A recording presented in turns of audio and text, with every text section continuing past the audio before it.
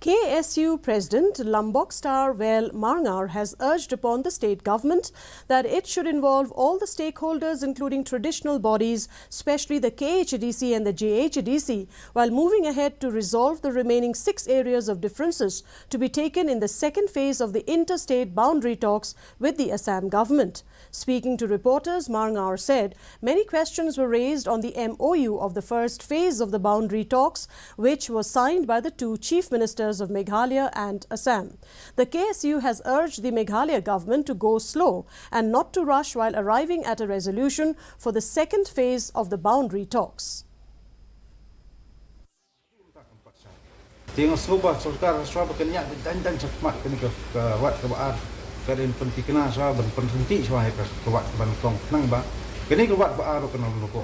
Telah kawat banakong kami kunrum kadam kemar rako nodum dum dan cepat saya kini kawat kebaan